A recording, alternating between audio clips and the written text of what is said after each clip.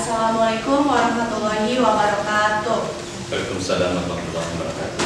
Apa kabar semuanya? Semoga kita selalu diberikan kesehatan dan terhindar dari virus COVID-19 yang semakin merajalela ini. Perkenalkan, nama saya Susilawati, selaku moderator dari kegiatan ini. Selamat pagi kepada Bapak Haji Undang. Selamat pagi.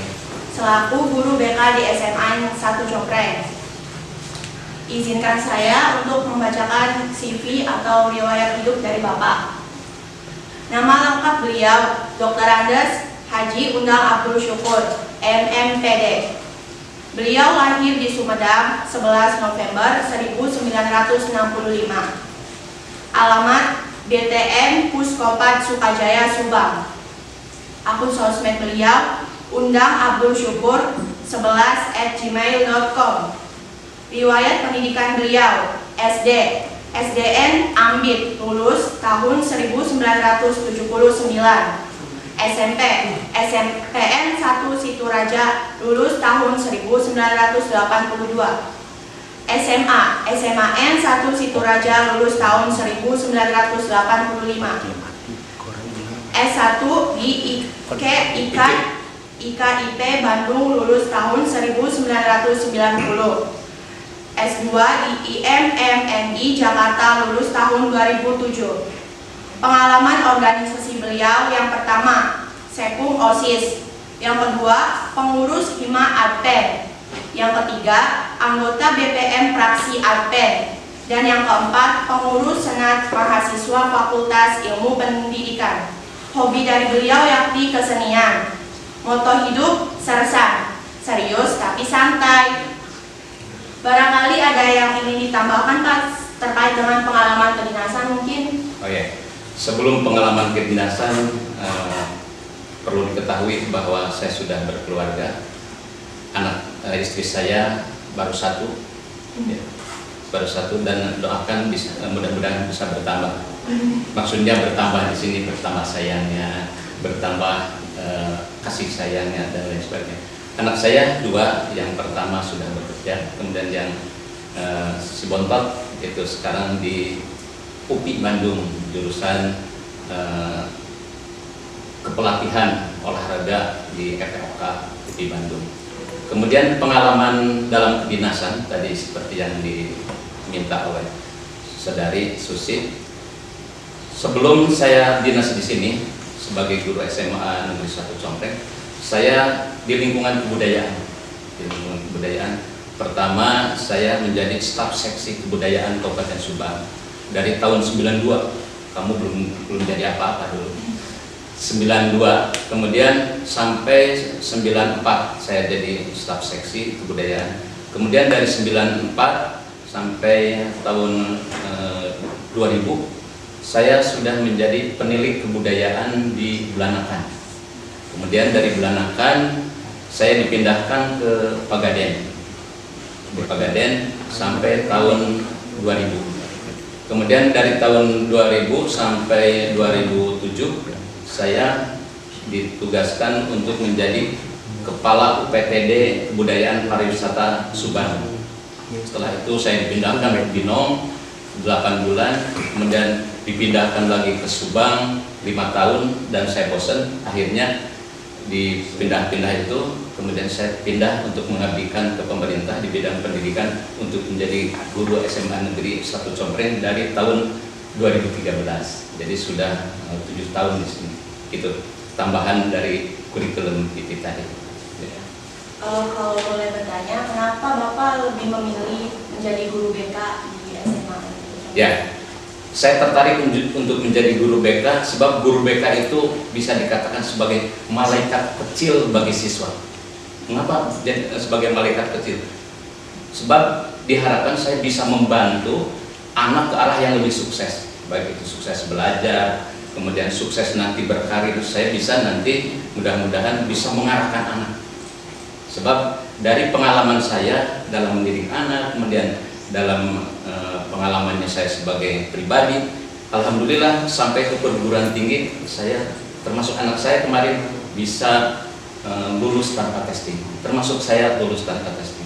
Ini mungkin nanti saya bisa mengimplementasikannya ke anak-anak didik saya. Itu yang menjadi motivasi saya, bahwa anak didik saya nanti ingin dicetak menjadi anak yang sukses dalam belajar dan berkarir. Itu. Terima kasih, Pak.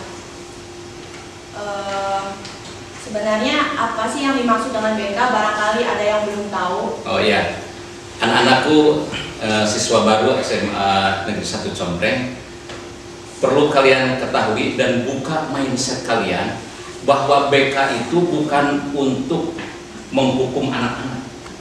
Justru dengan BK itu harus difasilitasi perkembangan anak, dari mulai perkembangan intelektualnya, perkembangan emosionalnya, perilakunya dan lain sebagainya, sehingga tidak menganggap bahwa guru BK itu sebagai polisinya di sekolah, bukan itu.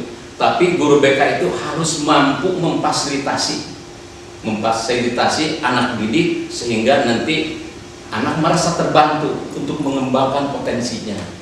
Makanya di sekolah itu kan ada ekstrakurikuler. Nah, ekstrakurikuler itu sebagai satu wahana untuk membantu atau memfasilitasi anak didik sehingga nanti bisa dia berkembang, baik itu emosionalnya, kemudian prestasinya, bakatnya, minatnya.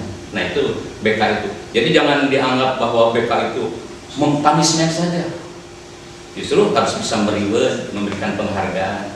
Makanya saya bukan merasa sombong.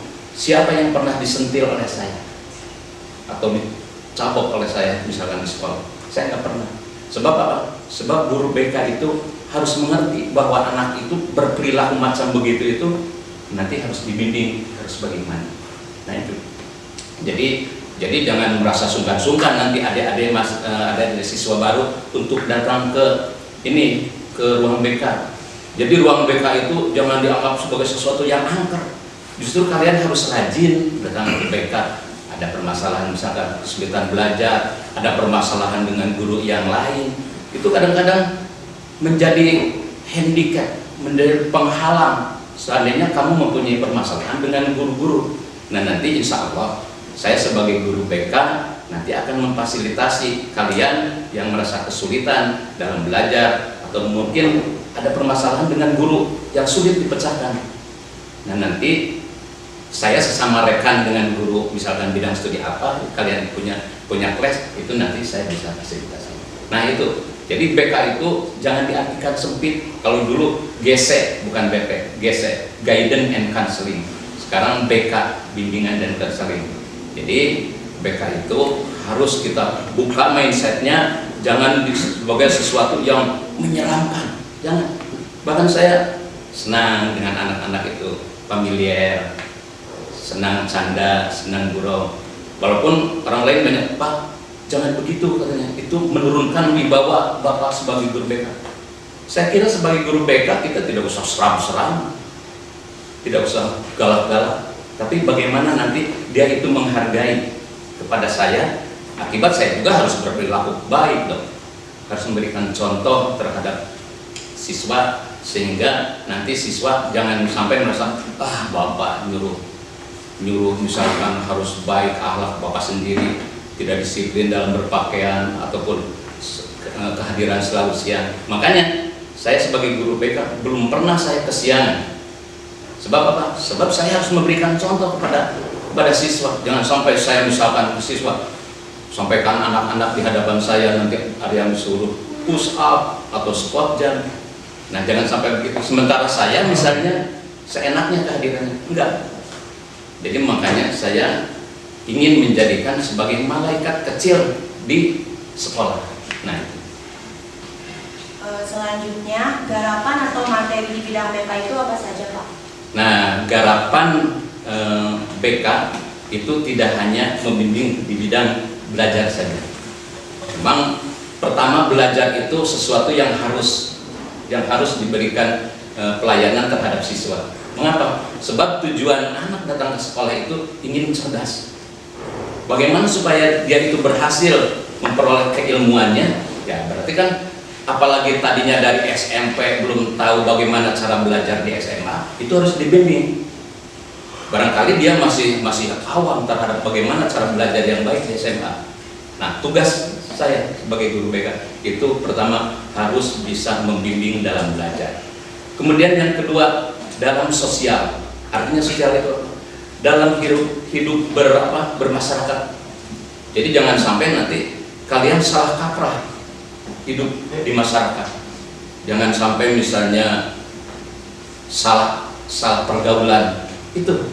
Jadi kami ataupun istilahnya guru-guru BK, karena sekarang guru BK itu cuma seorang saya sebab Pak Riki sudah resign dari sini.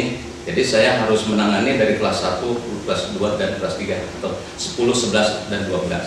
Jadi untuk itu yang kedua di bidang sosial. Itu bagaimana kita hidup dengan masyarakat. Jangan sampai kita salah pergaulan. Banyak sekarang anak yang DO akibat salah pergaulan. Misalnya hamil duluan. Nah, itu yang tidak diharapkan.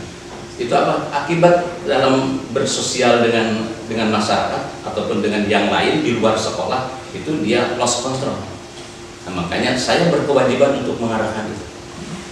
Kemudian yang ketiga yaitu di bidang karir. Di bidang karir. Itu di bidang karir saya harus bisa mengarahkan kalian. Mengapa harus diarahkan? Sebab tidak semua dari kalian nanti lulus. Nah, ini Mas, sebagai siswa baru, kalian harus menyadari bahwa tidak semua nanti yang lulusan SMA Negeri 1 Combreng itu melanjutkan, tidak semua. Kemudian tidak semua bekerja, ada mungkin yang nikah. Nah, itu perlu diarahkan oleh saya sesuai dengan potensinya. Harus bagaimana kalian nanti belajar, harus bagaimana nanti bekerja, sehingga setelah lulus itu cocok dengan pribadi kalian. Kemudian melanjutkan sekolah. Nah, ini melanjutkan sekolah juga kalian mungkin masih awam, bahwa bahkan nanti akan kalian dapatkan atau rasakan nanti di kelas 3. Di kelas 3 itu masanya memilih-milih jurusan apa atau perguruan tinggi apa. Sebab dalam memilih perguruan tinggi, nah itu dari mulai kalian sekarang kelas 1 ataupun kelas 10, itu kalian harus menyadari bahwa potensi diri kamu itu di IPA atau di IPS. Jangan sampai kamu memaksakan diri, misalkan otaknya agak kurang, tapi memaksakan diri di IPA. Sehingga apa yang terjadi? Ya istilahnya kagugusur lah, dalam bahasa Sunda, kagugusur. Jadi jangan sampai kalian merasa tersiksa dengan jurusannya. Makanya jurusan itu harus sesuai dengan minat, bakat, dan kemampuan. Kemampuan di sini apa? Termasuk dari kemampuan pribadi, kemampuan orang tua, itu harus disesuaikan. Misalnya apa? Misalnya orang tuanya ekonominya ekonomi elit itu Pak, ekonomi sulit. Jadi jangan sampai nanti memaksakan diri dia untuk misalnya karena mentang-mentang jurusan IPA memaksakan diri untuk masuk ke kedokteran. Nah, kalau masuk ke kedokteran itu kan biayanya lain lagi, besar. Awal saja harus ada uang 300 juta. Mampu enggak? Nah, itu kemampuan. Jadi baik itu kemampuan otak, kemampuan ekonomi dan lain sebagainya, itu harus disesuaikan. Jadi jangan sampai istilahnya merwedeng lah. Saya pokoknya harus jadi dokter. Tidak tahu misalkan orang tuanya ekonominya bagaimana. Nah, sini. Jadi saya dalam kaitannya dengan belajar dan berkarir demi masa depan setelah kalian itu nanti di kelas 3, itu harus dipikirkan matang-matang. Makanya saya jurusan IPS dulu. Saya lebih baik ranking pertama di IPS daripada di IPA kagugusur. Itu prinsip saya. Makanya alhamdulillah. Saya waktu di SMA dulu, waktu di SMA, ya kelas 1 memang mungkin katakanlah agak sedikit gagal, tapi kelas 2 itu sudah bangkit. Sehingga apa? Sehingga ranking itu bisa didapat sampai ranking 1. Ranking 1, kemudian karena rankingnya terus menaik, Nah, nanti kalian sebagai siswa kelas 1, misalnya kalian mau ke jurusan apa, bisa dilihat dari nilai semester 1, 2, 3, 4, dan 5 sebagai tiket untuk masuk ke perguruan tinggi tanpa testing. Dengan cara bagaimana? Ya, berarti nilainya harus menaik. Menaiknya itu apakah menaik secara konjungtur, drastis naiknya, ataupun landai-landai saja. Yang penting naik. Jadi jangan sampai kalian mau bercita-cita masuk ke perguruan tinggi tanpa testing, tapi grafik nilai konjungtur naik turun. Nah, itu kecil kemungkinan untuk bisa masuk ke perguruan tinggi tanpa testing. Mungkin bagi ketua OSIS sih sudah punya tiket ke IPB khusus untuk ketua. Untuk ketua itu punya tiket untuk masuk ke IPB. Makanya bagi kalian kelas 1 sekarang atau kelas 10, berlombalah untuk bisa menjadi ketua OSIS. Walaupun ketua OSIS itu cuma 1, tapi nanti itu akan disaring dari anak IPA siapa, dari anak IPS siapa, sehingga mengkristal menjadi satu orang ketua OSIS. Nah, mudah-mudahan nanti kalian kalau baik akhlaknya, baik IQ-nya, itu bisa difasilitasi untuk bisa nanti misalnya tanpa testing lah, walaupun karena untuk jadi ketua OSIS itu cuma satu orang di satu sekolah, paling tidak untuk jadi pengurus-pengurus yang lain, saya sebagai guru BK bisa memberikan rekomendasi untuk masuk ke perguruan tinggi swasta tanpa testing. Saya bisa memberikan rekomendasi. Tapi asal apa? Asal aktif di Pramuka, PMR, Paskibra, atau OSIS. Dari 4 aktivitas ini saya bisa memberikan rekomendasi. Misalnya ke Ekuitas, ke perguruan tinggi Ekuitas. Ekuitas itu perguruan tinggi yang mencetak tenaga ahli bank, tenaga kerja bank. Nanti bisa saya berikan rekomendasi masuk tanpa testing. Kemudian nanti bisa dikerjakan sebagai tenaga operator di bank, bukan yang keliaran cari-cari nasabah, bukan. Tapi nanti akan dipekerjakan sebagai operator di kantorannya. Nah, itu. Jadi bidang garapan BK itu ya bukan hanya menangani anak yang nakal saja, bukan. Itu sebagian kecil. Tapi saya itu harus pertama bisa membimbing anak secara individual. Secara individu mengembangkan potensinya, mengembangkan minatnya, bakat dan kemampuan. Kemudian yang kedua, bidang sosial. Jadi bagaimana hidup bermasyarakat. Kemudian yang ketiga, bidang belajar. Urusan belajar harus saya fasilitasi, harus saya bisa menggalinya, bisa memberikan solusinya. Kemudian yang terakhir, bidang karir. Nah, itu 4 bidang pokok dari BK. Jadi kalian harus paham, bukan hanya menangani anak yang nakal saja. Nah, itu. Oke, selanjutnya, mengapa BK itu harus membahas sekolah ramah anak? Nah, ini menarik. Seperti tadi sudah Bapak sampaikan, bahwa BK itu harus bisa memfasilitasi anak. Harus tahu bahwa potensi anak itu bagaimana. Nah, anak bisa mengembangkan potensi dirinya seandainya di sekolah itu merasa ramah. Sekolah ramah anak. Jadi jangan sampai merasa begitu masuk ke kampus itu langsung merasa, aduh, saya malas bertemu dengan guru apa. Kemudian saya malas ke lingkungan misalnya ke koperasi atau ke kantin. Nah, itu sebetulnya sekolah itu harus didesain, harus dirancang, harus dikondisikan anak itu menjadi happy berada di sekolah itu. Jadi jangan sampai misalnya ketemu dengan kakak kelas merasa tertekan apalagi menghadapi dengan ceker di sekolah ini. Nah, itu tidak ramah. Jadi yang namanya sekolah itu harus ramah untuk bisa belajar yang baik. Harus bisa kondusif, harus bisa mendukung terhadap bagaimana nanti dia itu bisa mengembangkan belajarnya. Nah, ya. Jadi sehingga BK itu punya punya garapan juga, punya hak juga, punya kewajiban juga untuk menciptakan suatu kondisi sekolah menjadi ramah. Jadi yang dimaksud dengan ramah itu pertama dari kebersihannya, kemudian dari keamanannya, kemudian pokoknya segala sesuatu yang mengakibatkan bahwa belajar itu menjadi berhasil, menjadi happy. Nah itu tugas semua sivitas akademika. Tugas semua sivitas akademika. Siapa sivitas akademika? Yang dimaksud dengan sivitas akademika itu pertama, misalnya ada guru, itu sivitas akademika. Siswa, itu sivitas akademika. Kemudian TU, kemudian termasuk satpam dan lain sebagainya. Komite, itu termasuk sivitas akademika. Jadi kalian, nah sekarang mungkin anak kalian sebagai siswa baru kelas 10 mungkin agak awam, apa yang dimaksud dengan sivitas akademika?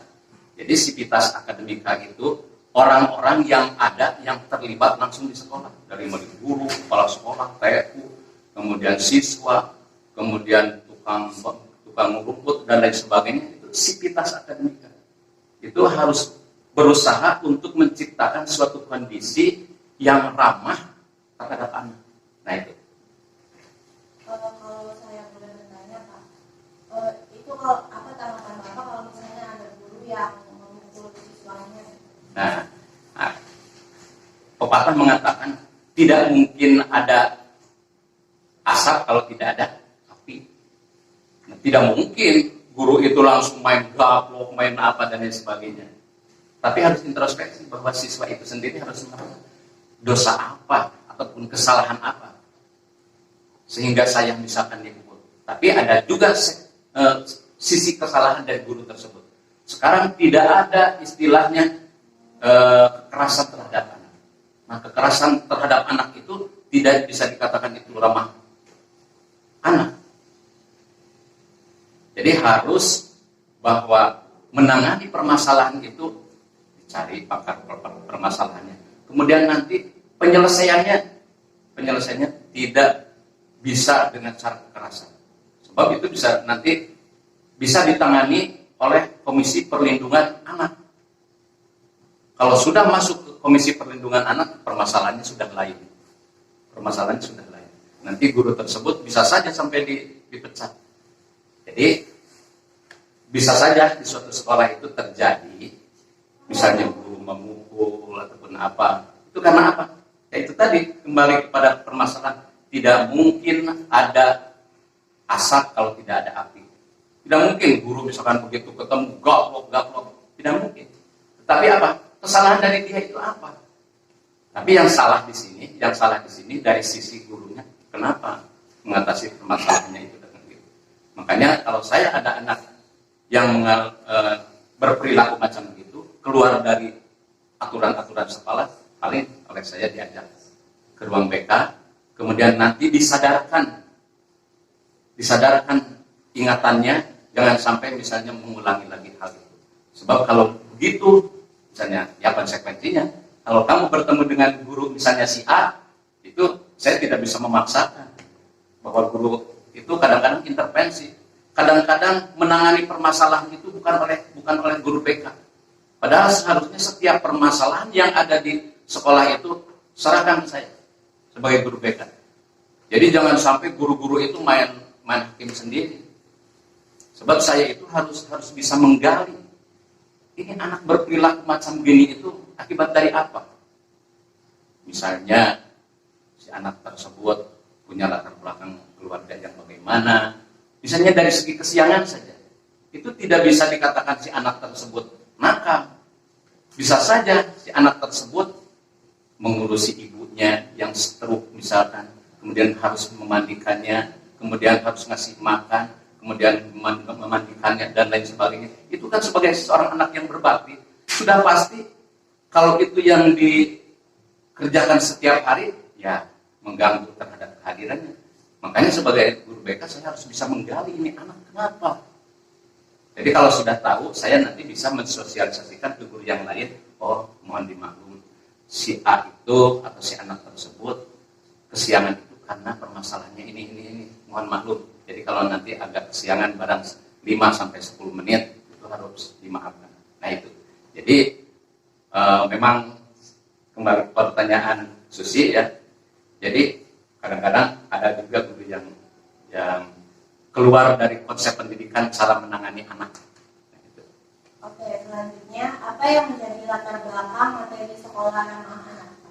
Nah, ini karena di sekolah itu sekarang banyak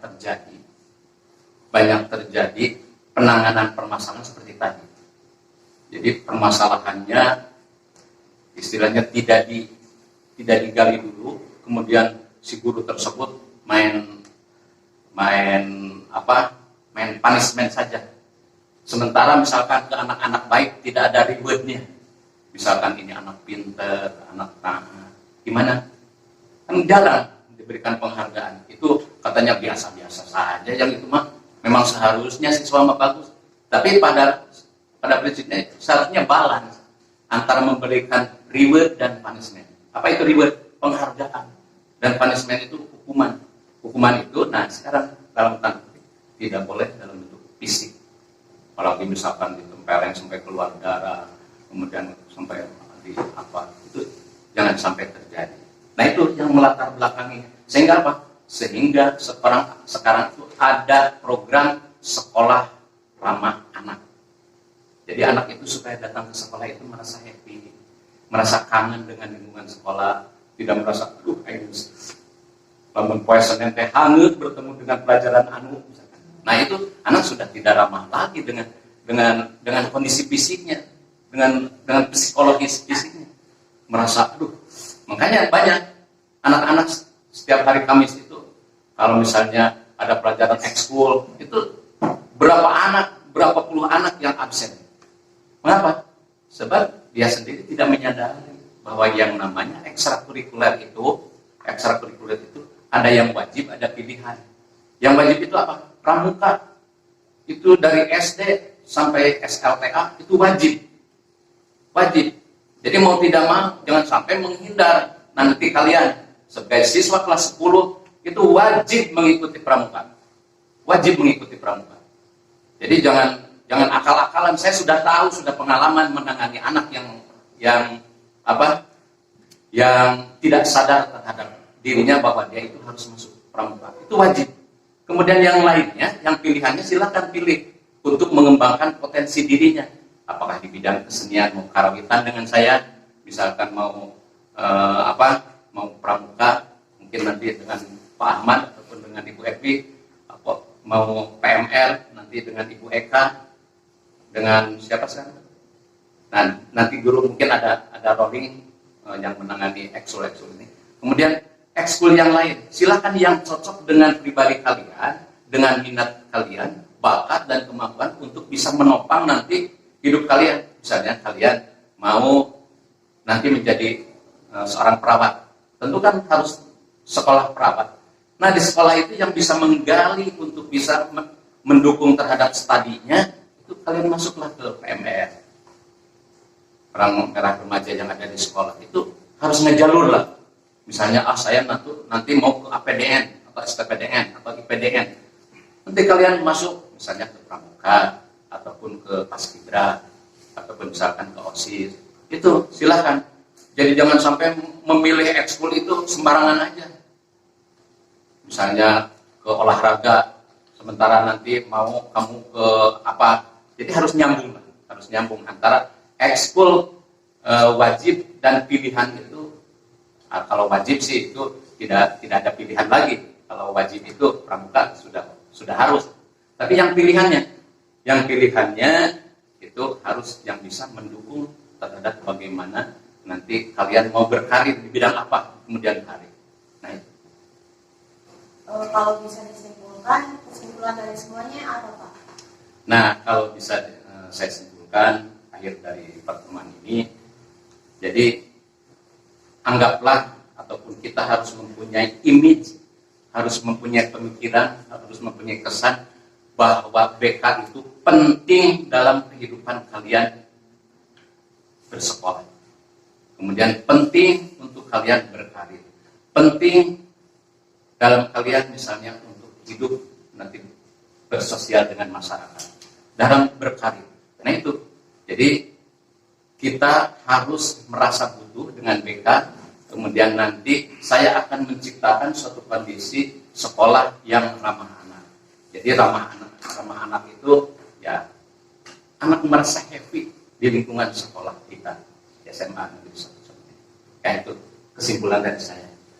Terima kasih banyak kepada Bapak Haji Undang yang sudah mau meluangkan waktunya untuk menyampaikan tentang sekolah ramah anak. Ya, sebagai closing dari saya, mungkin saya mohon maaf apabila dalam penyampaian ini ada kelebihan dan kekurangannya. Nanti kita bisa dikembangkan, kita bisa gali ketika kalian sudah bertatap muka dengan saya di sekolah secara normal. Karena sekarang kita terpaksa dengan cara begini, itulah yang bisa saya sampaikan. Dari saya, Assalamualaikum warahmatullahi wabarakatuh.